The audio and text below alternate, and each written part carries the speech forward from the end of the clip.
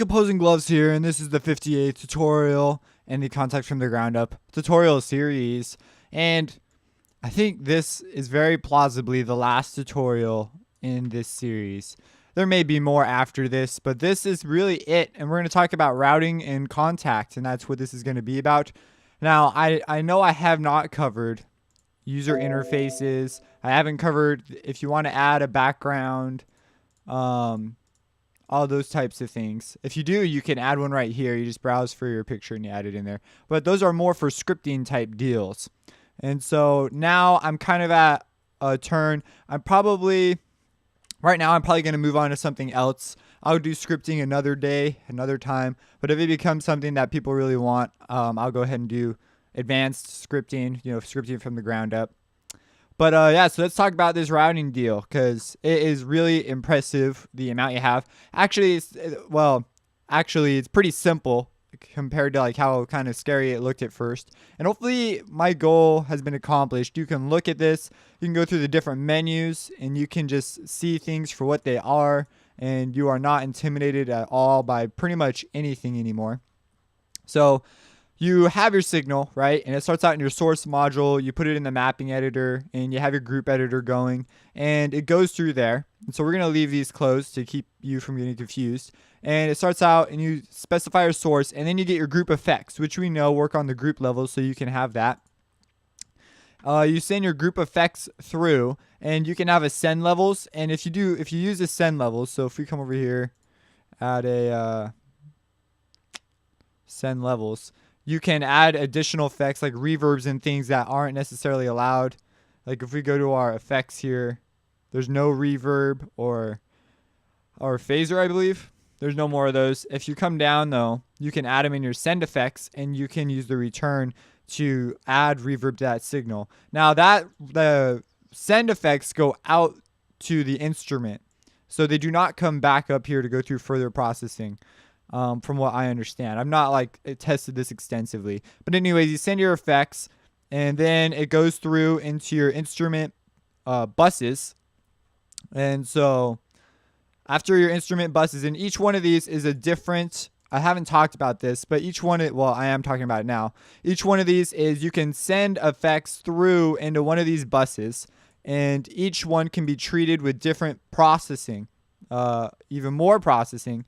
And they actually have presets and bypass and And this would be useful for actually setting up and saving presets if you have a particular chain of effects you like.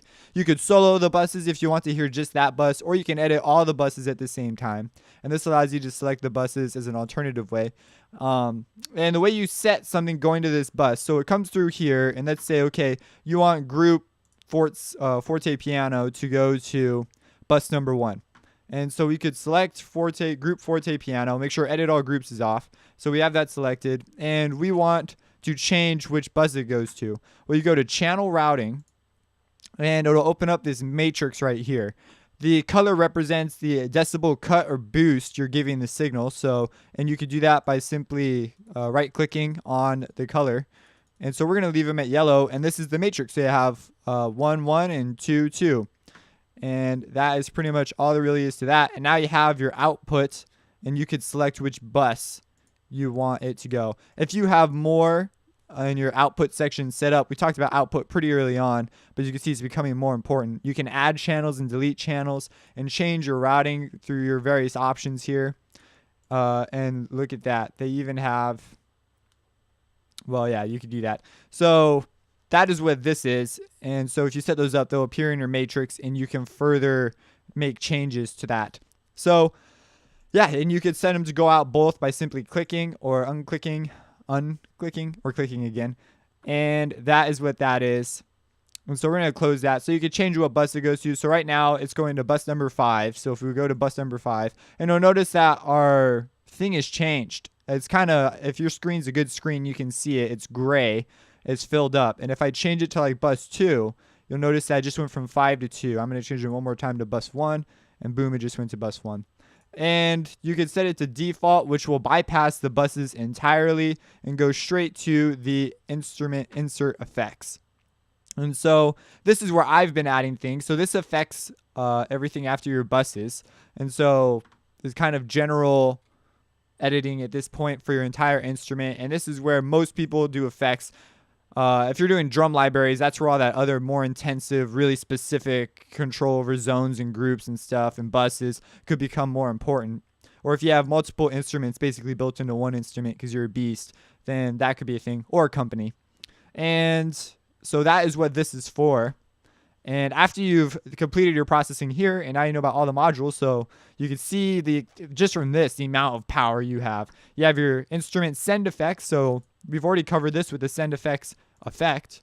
And then finally, you have your modulation sources, and it goes out to your instrument, and it goes to your output. So you have your output, and you have these auxiliary channels that you can load up additional effects into, which are the same as all the others. And we've talked about editing the effects and things. And you can route things to your auxiliary inputs. If you've got a multi open, you can go out to your multi mode. And you can look at the auxiliary. We just opened it. And it will show you, you can now send your Kontakt to the various channels. If I open up another instrument, I've never done this because I've never really had to. I open up multiple instruments all the time, but it's just interesting. Where does it go? It pops up at the bottom. Oh yeah, each one gets one. So you could send them individually to each one. That's what I would expect. Just double checking to make sure that's the way it is. So you could send them to effects chains individually here, and you get really creative with your mixing. So you see, you just have a ton of power. Like, the power is in your hands. You know Kontakt now. Now you can turn your string ensemble into some sort of retro robot groove funk band from the 30s, like Caravan Palace or something.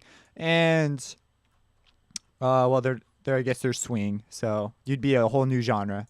Bring it back. Funk, electro funk.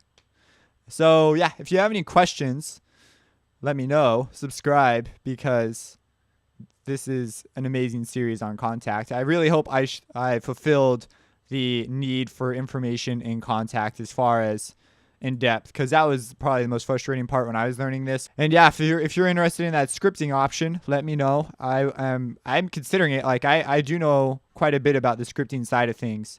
I'm not like a moron, but it'd mostly be me just teaching the basics of scripting, what it is, what it can do, and then going over functions, essentially just going over each function and probably typical applications of functions. But I'm looking more towards doing a plugin again, another plugin like Harmer or something, or maybe starting up some reviews. So that is what's going on. I hope you've enjoyed yourselves, and have a blessed day.